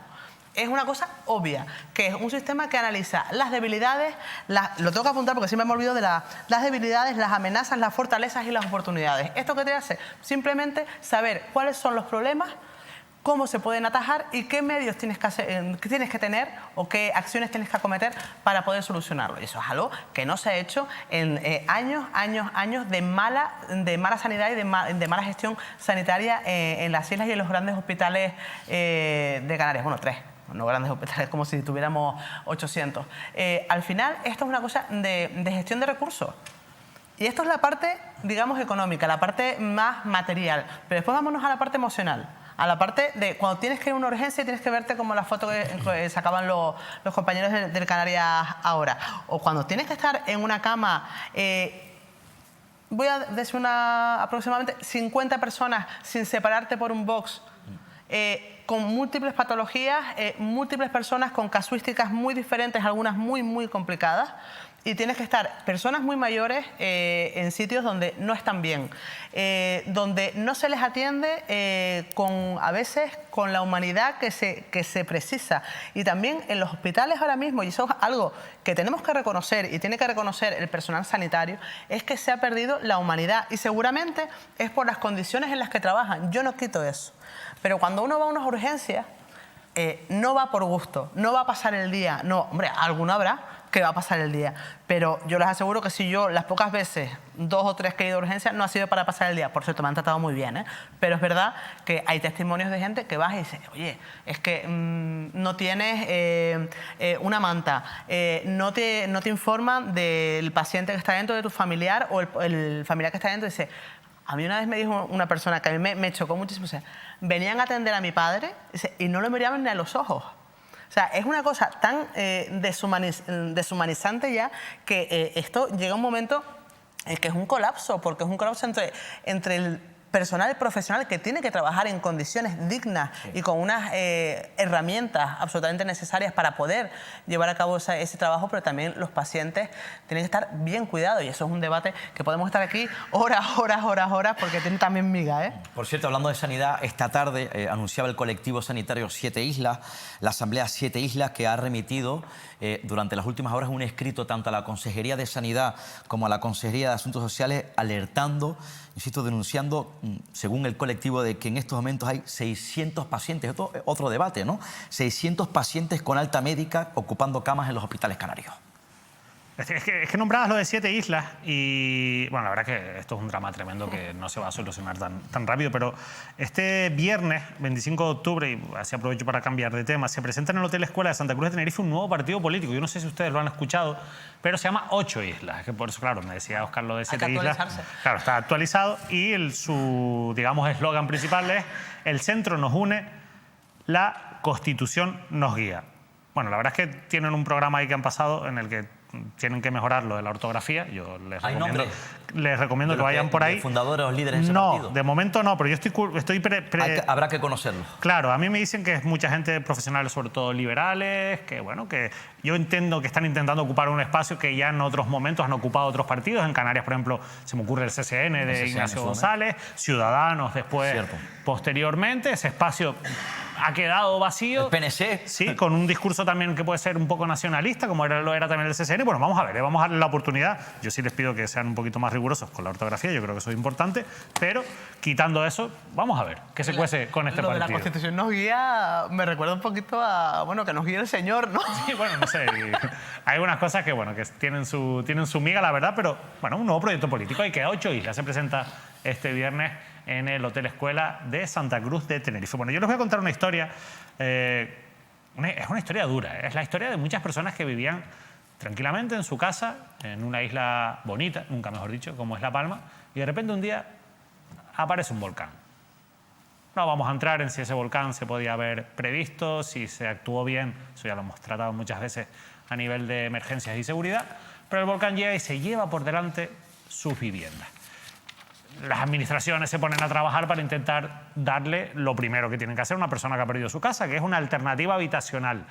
Y deciden tomar una medida provisional, provisionalísima, se llegó a decir en su momento, que es la de construir unos barracones como en los que han estudiado muchos alumnos, por ejemplo, en el sur de Tenerife o en la isla de Fuerteventura, esos típicos barracones, contenedores de toda la vida, habilitados como vivienda, y empiezan a vivir ahí, en el municipio de Los Llanos de Aridane. En el municipio del Paso se opta por una opción un poquito de más calidad y se construyen viviendas de madera. Bueno, empiezan a vivir en esas casas provisionales. Pasan los meses, pasan los años. Los que pueden, por recursos económicos, pues se construyen una casa nueva, pero esto no era tampoco fácil porque hubo muchísima especulación y el precio del suelo empezó a subir y lo que antes costaba X ahora cuesta X por 10. Y mucha gente no puede pagar esos terrenos de personas que se están enriqueciendo con la desgracia ajena y se tienen que quedar en los barracones esperando a que se construyan viviendas públicas. Claro que las viviendas públicas no se construyen todos los días, pero es que hay un partido político en La Palma, que en este caso es Coalición Canaria, que empieza a criticar la gestión del resto de partidos políticos con el volcán, sobre todo del Partido Socialista y Partido Popular, que en La Palma gobernaban juntos. Y consiguen sacar un rédito electoral con eso. Eso es innegable. Coalición Canaria acaba consiguiendo la mayoría absoluta en el Cabildo de La Palma, recupera en este caso la alcaldía de Los Llanos de Aridane, ya tenía la alcaldía del Paso, le vino bien, electoralmente hablando, la tragedia. Pero es que además lo hace con un discurso de vamos a cambiar las cosas. Llevamos ya más de un año de legislatura y no solo esos barracones que prometieron quitar siguen estando ahí, sino que además están en unas condiciones tremendas. Hoy, vean este titular, el propio titular del digital El Time, el ICABI, el propio Antonio Ortega, que es el director del Instituto Canario de la Vivienda, ha tenido que intervenir en 47 de las 85 casas con tenedor por problemas de goteras. Cuando llueve, hay goteras, son contenedores. Hoy en el Parlamento de Canarias, Nieves Lady Barreto, que ustedes saben que es palmera, que es la presidenta de Coalición Canaria o la secretaria general de Coalición Canaria en La Palma, dice que los barracones presentan condiciones indignas. Bueno, yo creo que eso es evidente. El Gobierno de Canarias creó una viceconsejería que no existía, una viceconsejería para la recuperación de La Palma, y colocó allí a Pedro Ángel Afonso, que si no me equivoco fue concejal en el municipio del Paso también, de Coalición Canaria.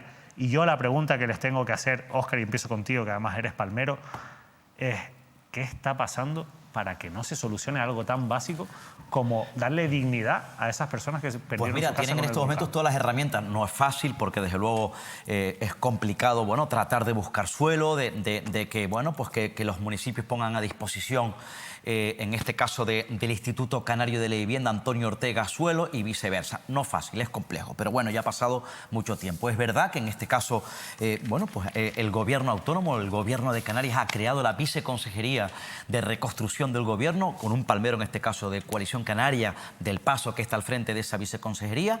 También, por cierto, Javier Llamas, alcalde de Coalición Canaria, nuevo alcalde de los Llanos de Aridane, ha creado también una concejalía, es alcalde y asume directamente la concejalía de reconstrucción, en este caso del proceso después del efecto del volcán. Pero desde luego a mí me parece que a día de hoy todavía, insisto, aunque parece que hay una previsión, ahora les cuento, hayan familias viviendo en esos barracones, me parece indigno. Yo lo decía siempre, desde un primer momento, que no había otra alternativa que llevara a familias que lo han perdido todo, con ese sufrimiento, ese desespero, que lo han perdido todo, que han perdido sus casas, vivir en barracones, en esas casas, insisto, en los Llanos de Aridane. Pero por si no fuera poco, se encuentran ahora que, bueno, goteras o filtraciones de agua por las lluvias, pero se encuentran con filtraciones de agua en esas viviendas lamentables. Decía que lo ha reconocido en este caso en el Parlamento Nieves Lidia Barreto, que es consejera del Gobierno, conoce bien La Palma porque está al frente de Coalición Canaria en la Isla Bonita, fue alcaldesa además del municipio de Mazo. También lo ha reconocido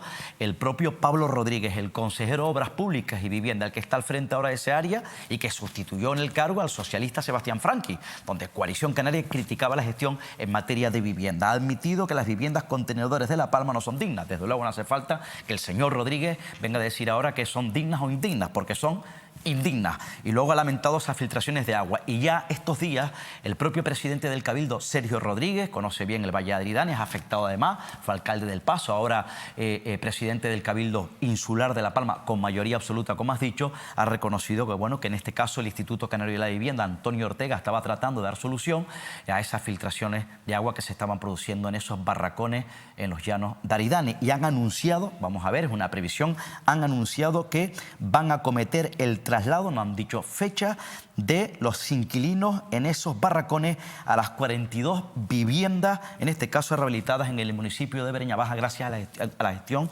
con Borja Pérez del Partido Popular, el alcalde de esta localidad. Esperemos que eso sea así, pero desde luego que a día de hoy, insisto, hayan familias en los Llanos de Aridane, víctimas del volcán, viviendo en esos barracones, me parece desde luego lamentable e indigno.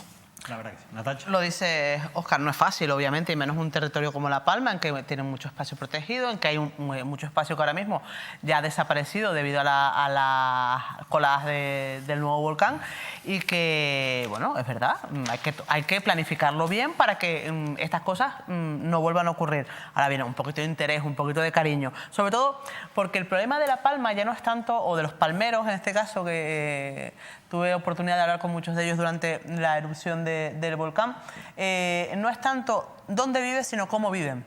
O sea, por ejemplo, ¿cuál fue el drama de la desaparición del barrio de Todoque?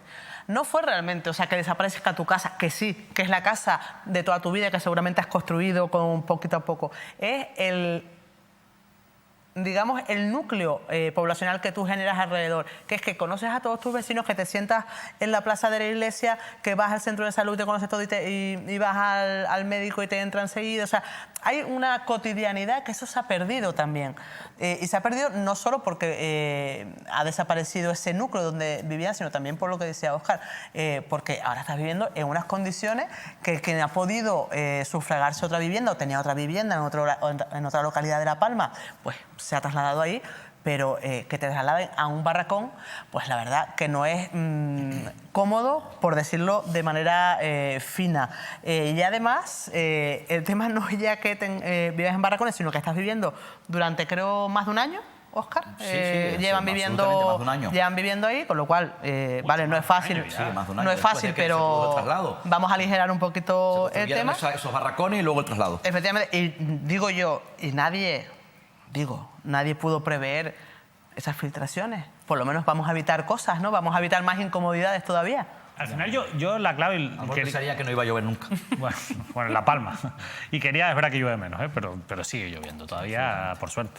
Quería poner el foco sobre todo en la honestidad política, ¿no? Cuando pasa una tragedia de este tipo. A mí es que es la parte que me parece más importante, porque me da igual. O sea, lo que hizo Coalición Canaria es lo que hubiera hecho el Partido Popular o el PSOE si hubiera estado en la posición de Coalición Canaria. Es sacar rédito político ante una tragedia. Yo creo que ahí también faltó altura política, es algo que hemos hablado hoy en este programa con muchos asuntos que hemos tratado, en el sentido de decir, oye, vamos a ser honestos, vamos a decir, oye, si te voy a hacer una casa provisional que es un barracón porque no queda otra, yo entiendo que eso tenga que ser así, pero ellos saben mejor que nadie lo que decía Óscar, que es muy difícil articular una solución rápida. Seamos sinceros, seamos honestos, digámoselo en este caso a los afectados. Y que después quienes están en la oposición o quienes quieren sacar rédito político no digan, no, nosotros de que lleguemos lo vamos a solucionar, porque al final pasa lo que pasa, porque no es fácil solucionarlo, porque no es sencillo, porque hay decisiones que se pueden tomar, que pueden ser mejores o peores, pero después hay otras que llevan unos trámites que son los que son. Y los tiempos son los que son. Entre otras cosas porque no hay vivienda en La Palma. Es verdad que no esperaban esta situación de emergencia del volcán, pero no hay vivienda social en el resto. Y esto es fruto también, independientemente de esa emergencia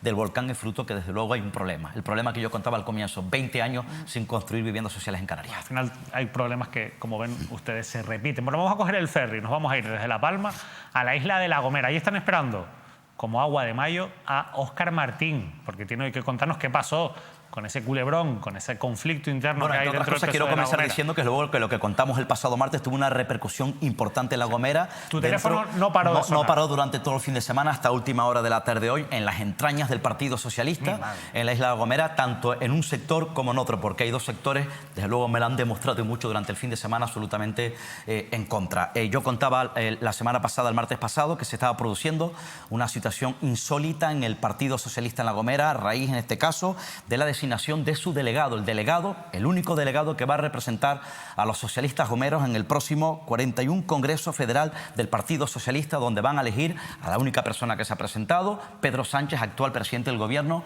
y secretario general del Partido Socialista en este país. Y que desde luego esa situación insólita era noticiable y llamativa porque, insisto, el Partido Socialista evidenciaba la fractura, la división que tiene el Partido Socialista en La Gomera desde hace ya muchos años. Bueno, no se ponían de acuerdo para elegir a su único delegado. Se presentaban dos, en este caso, en la votación, es decir, dos personas, los militantes del PSOE en La Gomera tenían que votar a su único delegado. Bueno, la votación fue, en este caso, con mucha intensidad este pasado domingo en la isla de La Gomera. Hay que decir que, bueno, que los militantes, habían dos candidatos de dos fricciones. ¿Quiénes eran los candidatos? José María Morales, como decía yo el pasado martes, consejero, lo vemos en imagen, consejero del Partido Socialista en el Cabildo Insular de La Gomera. Chema. Y Carmen Ventura Rodríguez, la actual portavoz del Grupo Socialista en el Ayuntamiento de San Sebastián de La Gomera, es diputada regional. Al final, en este caso, bueno, los militantes del Partido Socialista en La Gomera decidieron que José María Morales Chema, consejero del Partido Socialista, sea la persona que va a representar, insisto, a los socialistas gomeros en ese Congreso Federal del Partido Socialista en la capital hispalense, Sevilla. En este caso, ganó en la votación a Carmen Ventura Rodríguez por tan solo 3 votos. Estuvo muy reñido. Los juegos del hambre, Óscar. Hubo una movilización in extremis, insisto, en esa votación. Es verdad, insisto, noticiable. También lo cuento, desde luego nosotros nos dedicamos a contar los hechos noticiables, que Carmen Ventura Rodríguez, sí que es verdad, importante, le ganó a José María Morales en una de las más importantes, agrupaciones más importantes, o la más importante de la isla de La Gomera, en la agrupación socialista de San Sebastián de La Gomera, de la que, por cierto, en este caso, claro, de la que Carmen Ventura Rodríguez es secretaria general local. En este caso, bueno, pero la noticia sería que hubiera perdido en su feudo. Pues cuidado, teniendo en cuenta la situación política interna en el partido y en el propio ayuntamiento de Carmen Ventura Rodríguez, no le fue mal. En este caso, obtuvo 7 votos más, insisto, sobre la figura de José María Morales. A partir de ahora, ¿qué ocurre? En clave de análisis, habría que, más adelante, poner la mirada en el Partido Socialista en la isla de La Gomera. O sea, se celebra el Congreso Nacional, luego viene el Congreso Regional del Partido Socialista en Canarias y luego los congresos insulares. ¿Por qué hay que poner la mirada luego ante un partido dividido en La Gomera? Porque en este caso,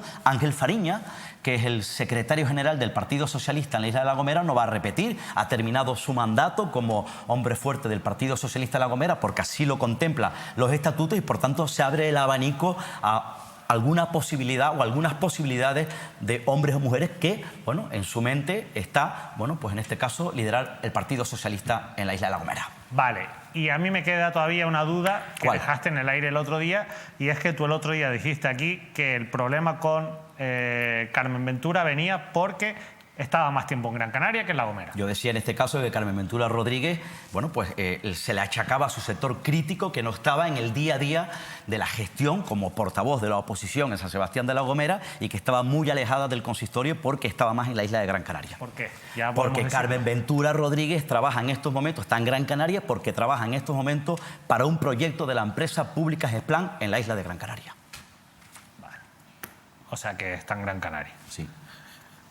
Oye, desde que Casimiro se fue del Bueno, PSOE... vamos eso a ver, no- La Gomera no es lo vamos a ver, mismo, ¿eh? está en Gran Canaria, su trabajo está en Gran Canaria, insisto, porque trabaja para un proyecto de la empresa pública Gesplan en la isla de Gran Canaria.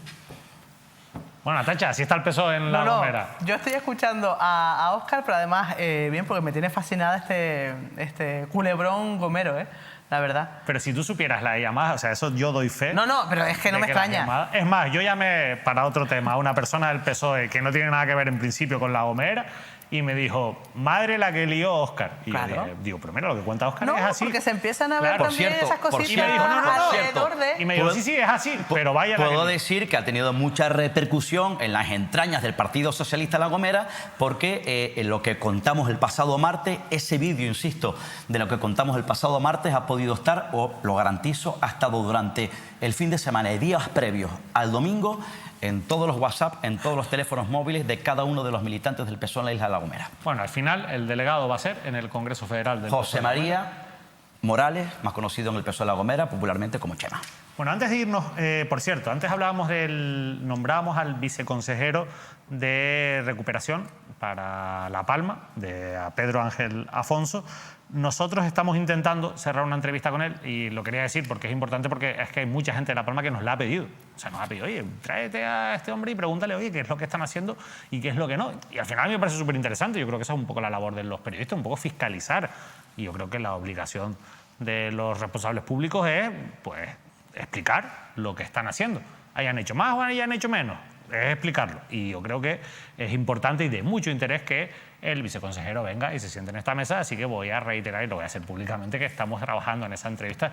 Yo estoy seguro de que él tiene interés en venir y espero que pueda venir cuanto antes porque ustedes, insisto, así nos lo han pedido. Y bueno, antes de finalizar, quiero comentarles un tema que vamos a adelantar aquí, pero es un asunto que hemos tratado muchas veces y lo voy a resumir muy rápidamente porque seguramente, Natacha, tú has escuchado o escuchaste en su momento la polémica que hubo con una gasolinera en el municipio de Tegueste, en Tenerife.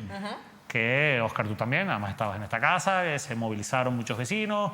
Bueno, aquello, ustedes recordarán que lo contamos aquí, generó un proceso bastante intenso dentro de las propias administraciones. Para que se haga una idea, se revisó esa licencia, se consideró que se había concedido de manera ilegal un criterio que, ahí estamos viendo las imágenes de las manifestaciones, tuvieron aquí los vecinos afectados por esa gasolinera que explota la empresa BP, pero que quien la promovió es otra empresa que se llama Canteras La Laguna. Lo cierto es que había mucha polémica, porque ustedes recordarán, no solo contamos aquí, que había una vinculación indirecta del exalcalde José Manuel Molina con la empresa que promovía el proyecto, que se concedió esa licencia de una manera, en cierto modo, sospechosa. Bueno, tal es así que una arquitecta municipal coincidió en que se había concedido de manera ilegal, que juristas del Cabildo de Tenerife coincidieron en que se había concedido de manera ilegal, que el Consejo Consultivo de Canarias estaba a favor o estuvo a favor, hizo un dictamen a favor de revisar esa licencia porque consideraba que se había concedido de manera ilegal.